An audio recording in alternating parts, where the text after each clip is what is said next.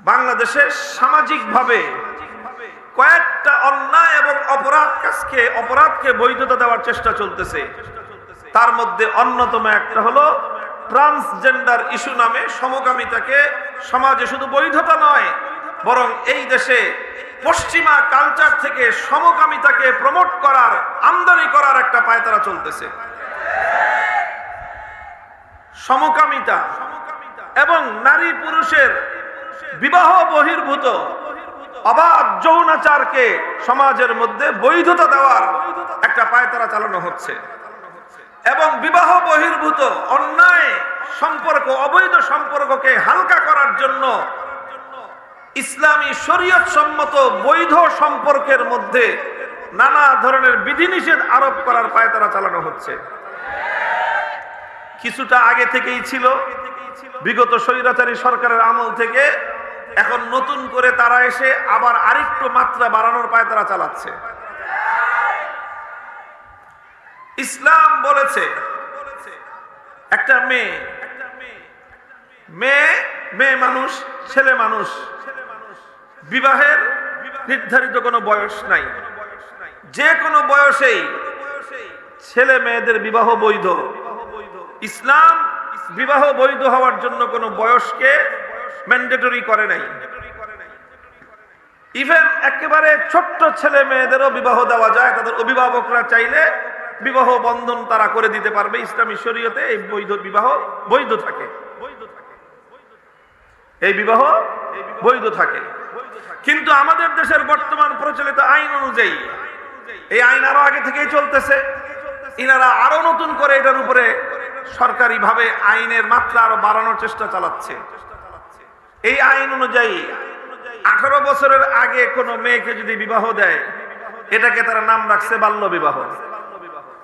বাল্য বিবাহটাকে তারা অবৈধ করেছে এবং এই বাল্য বিবাহের মাধ্যমে ইসলামী শরীয়ত সম্মত যেটাকে স্বামী স্ত্রীর বৈধ সম্পর্ক সাব্যস্ত করেছে, তাদের বানানো আইন সেই স্বামী স্ত্রীর বৈধ মিলনকে তারা ধর্ষণ বলে আখ্যায়িত করে।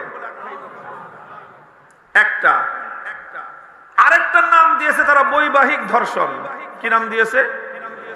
বৈবাহিক ধর্ষণ। মানে বিবাহ বন্ধনে আবদ্ধ হয়েছে, স্বামী স্ত্রীর দাম্পত্য সম্পর্ক হয়েছে, এখন কোন সময় স্বামী স্ত্রীর মধ্যে কোনো কারণে যদি কলহ হয়, এখন স্ত্রী যা যদি বলে যে আমার মতের বিরুদ্ধে বা আমার মতের বাইরে তিনি আমার সঙ্গে শারীরিক সম্পর্ক করেছেন, তাহলে এই স্ত্রীর দ্বারা স্বামীর বিরুদ্ধে ধর্ষণের মামলা তারা নিবে। আরো ভয়ঙ্কর বিষয় নতুন যেটা মাত্রা শুরু করেছে, জোরপূর্বক গর্ভধারণ। জোরপূর্বক গর্ভধারণ নামে নতুন আর্টিকেল সংযোগ করে এটাকে মানবতা বিরোধী অপরাধ বলে আখ্যায়িত করার একটা পায়তারা চলছে। জোরপূর্বক গর্ভধারণ মানে কি? মানে হলো যে স্বামী স্ত্রীর সম্পর্কের মাধ্যমে স্ত্রীর গর্ভে সন্তান আসতেই পারে, আসবে, স্বাভাবিক। এটা কোনো কারণে পরবর্তীতে যদি স্বামী স্ত্রীর মধ্যে কোন রকম মনোমালিন্য হয়ে যায়, অথবা কোন স্ত্রী চাচ্ছে না এই মুহূর্তে সে সন্তান নিতে, কিন্তু স্বামীর চাপাচাপিতে পিড়াপিড়িতে তার গর্ভে সন্তান চলে আসলো, তাহলে এই নারী যদি আদালতের শরণাপন্ন হয়, এমন আইন তারা করতেছে, তাহলে এই স্বামীর বিরুদ্ধে একদিকে ধর্ষণের মামলা হবে, আর একদিকে তার বিরুদ্ধে মানবতা বিরোধী, জোর করে তুমি আরেকজনের গর্ভে সন্তান দিলা কেন, এটার বিরুদ্ধে স্বামীর বিরুদ্ধে মামলা হবে। দেখেন, এইভাবে এগুলো আমাদের হাজার বছরের ঐতিহ্য, হাজার বছরের ঐতিহ্য। আল্লাহ রাসূল সাল্লাল্লাহু আলাইহি ওয়াসাল্লাম আয়েশা সিদ্দিকা রাদিয়াল্লাহু আনহাকে যখন বিয়ে করেছেন, আমাদের আম্মা জানের বয়স ছিল তখন মাত্র 6 বছর। নবীজি মা আয়েশাকে তুলে নিজের ঘরে উঠিয়ে নিয়েছেন, তখন ওনার বয়স ছিল 9 বছর এবং তিনি আল্লাহর নবীর সঙ্গে সংসার করেছেন 9 বছর। নবীজি যখন ইন্তেকাল করেছেন, মা আয়েশা বিধবা হয়েছেন, তখন ওনার বয়স 18 বছর। এই প্রচলিত অভিশপ্ত আইন, এই প্রচলিত অভিশপ্ত আইন, এই আইন কত ভয়ঙ্কর, কেউ যদি 13 বছর 14 বছর 15 বছর 16 বছর 17 বছরের কোনো মেয়েকেও বিয়ে করে, তাহলে এই আইন বলে যে সে তার সঙ্গে ধর্ষণ করতেছে। দৃষ্টান্ত হিসেবে বলতে হয়, এই যে এই সমস্ত আইনের যারা মূল করে গেছে এগুলো, তাদের মরহুম নেতা বঙ্গবন্ধু শেখ মুজিবুর রহমান সাহেব, ওনার স্ত্রীর নাম ফজিলতুন্নেসা মুজিব। যখন বিয়ে করছে বয়স তখন 14 বছর।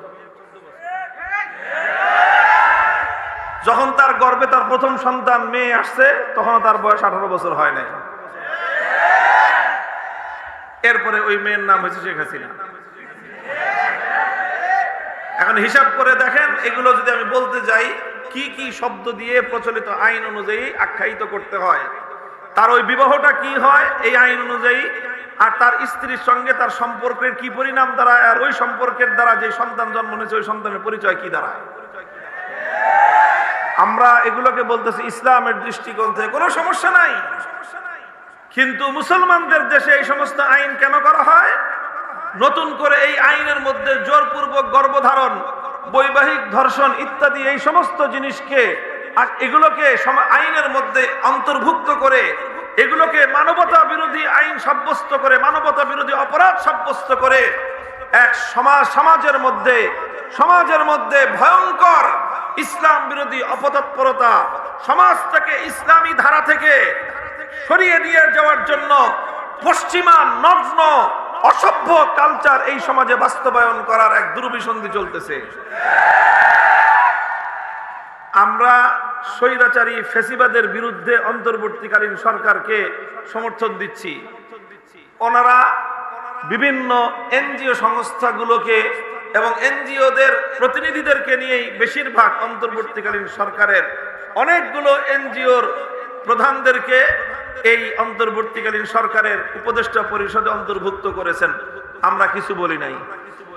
এনজিওরা অর্থনৈতিক কিছু কর্মতৎপরতা পরিচালনা করে, সেটার বিরুদ্ধে আমাদের কোনো কথা নাই, বার্তা নাই। অর্থনীতির উন্নতিতে যারা অবদান রাখে, ভূমিকা রাখে, আমরা তাদেরকে সহযোগিতা করি, আমরা এটাকে স্বাগত জানাই।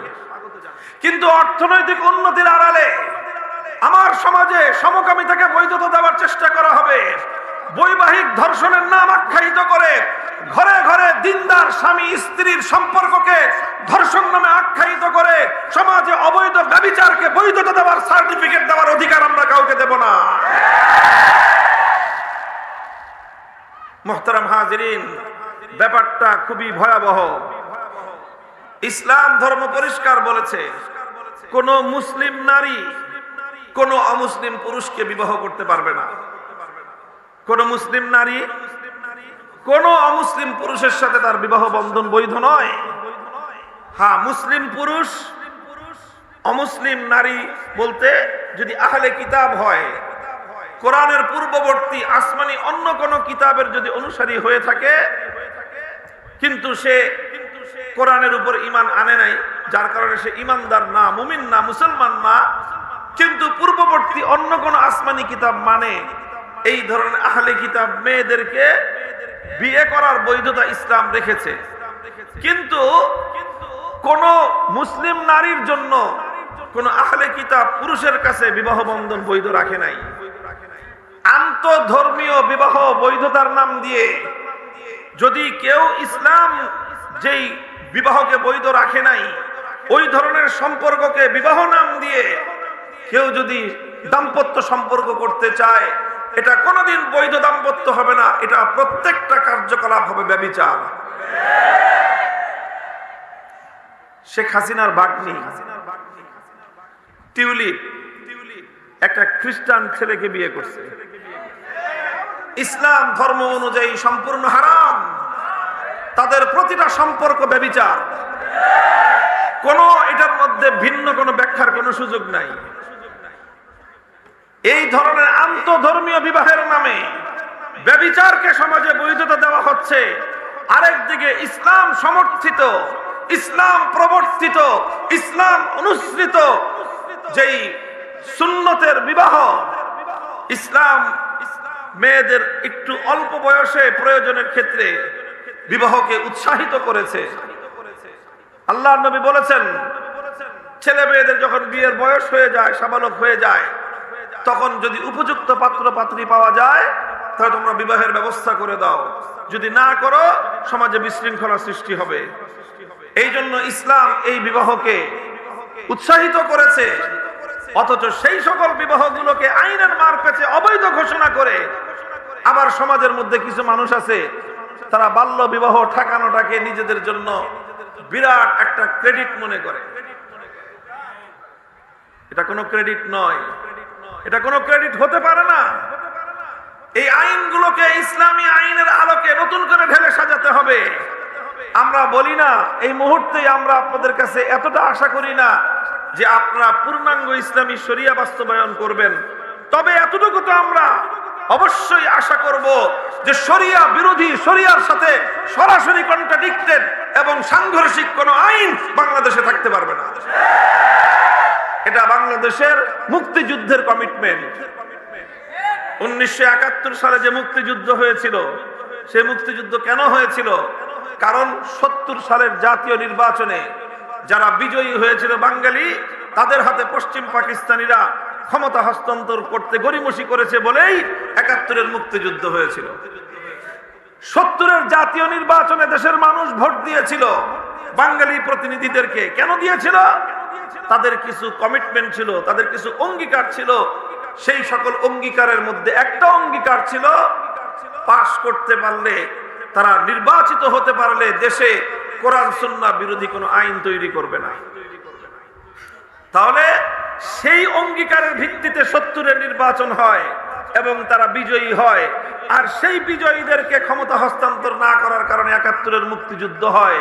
কাজে এ কথা বলতে কোনো দ্বিধা নাই, বাংলাদেশের 71-এর মুক্তিযুদ্ধ হয়েছিল এই অঙ্গীকারের ভিত্তিতে যে এই জমিনে কোরআন সুন্নাহ বিরোধী কোনো আইন তৈরি হবে না।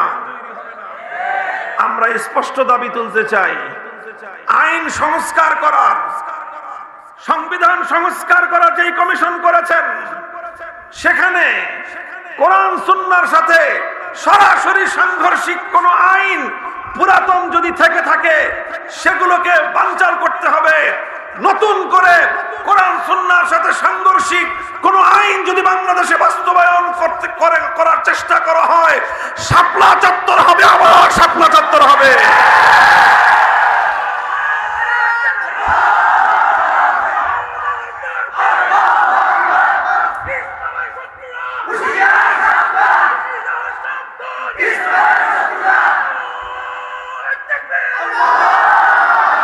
বাংলাদেশ এখন পুনর্গঠিত হচ্ছে। কি হচ্ছে? পুনর্গঠিত হচ্ছে, রিফর্ম হচ্ছে।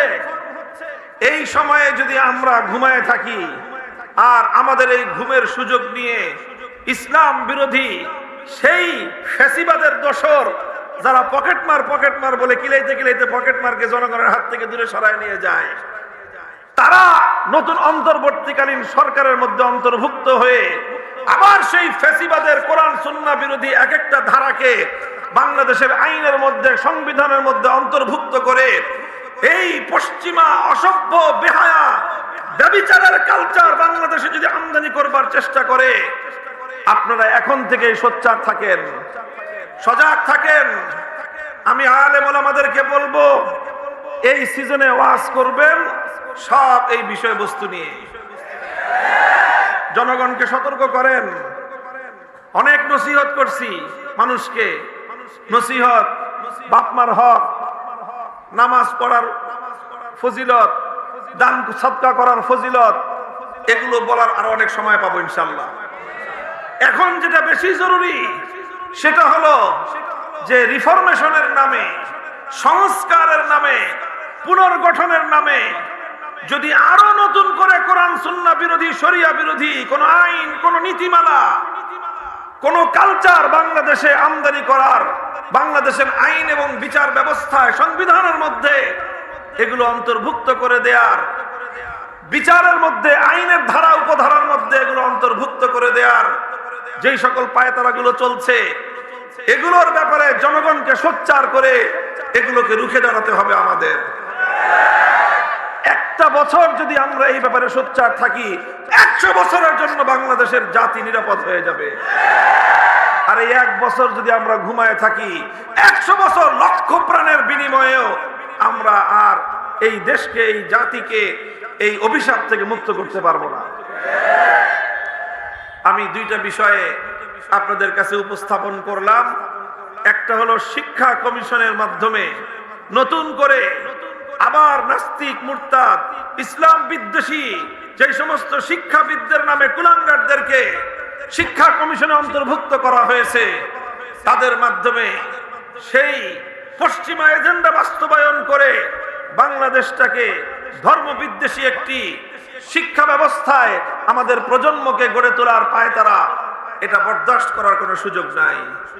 আর একদিকে হলো এইভাবে সমাজের মধ্যে অন্যায়, সমকামিতা, বেহায়াপনা, অশ্লীলতা, জেনা, ব্যভিচারকে ব্যাপক করে দেওয়ার জন্য ইসলামী সমাজ ব্যবস্থার বৈবাহিক ব্যবস্থা, বৈবাহিক যে নিয়ম নীতি, বৈবাহিক যে কালচার, সেই সবগুলোর বিরুদ্ধে একটা একটা করে বিধিনিষেধ আরোপ করে সমাজটাকে প্রতি দুর্গন্ধময় একটা সমাজে পরিণত করবার চলমান এই পায়তারাকে এখনই রুখে দিতে হবে।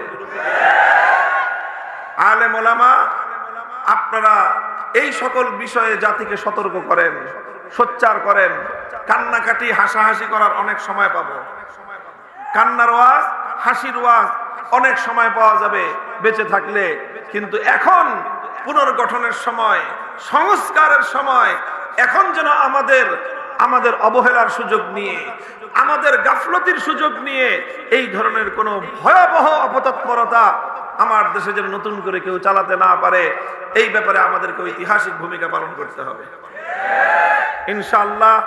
আমি আপনাদেরকে ইমানি দায়িত্ব মনে করে কথাগুলি বললাম, আপনারা এই ব্যাপারে সজাগ থাকবেন। আল্লাহ রাব্বুল আলামিন আপনাদেরকে তৌফিক দান করুন। আমাদের সকলকে একটি সুন্দর বাংলাদেশ, যে বাংলাদেশে ইসলাম আরো বেশিভাবে পালিত হবে, ইসলামী অনুশাসন আরো সুন্দরভাবে অনুসৃত হবে, এমন একটি দেশ, জাতি গড়ার প্রত্যয় এবং তার জন্য আশাবাদ ব্যক্ত করে কথা শেষ করলাম। ওয়া আখিরু দাওয়ানা আলহামদুলিল্লাহি রাব্বিল আলামিন। আসসালামু আলাইকুম ওয়া রাহমাতুল্লাহ।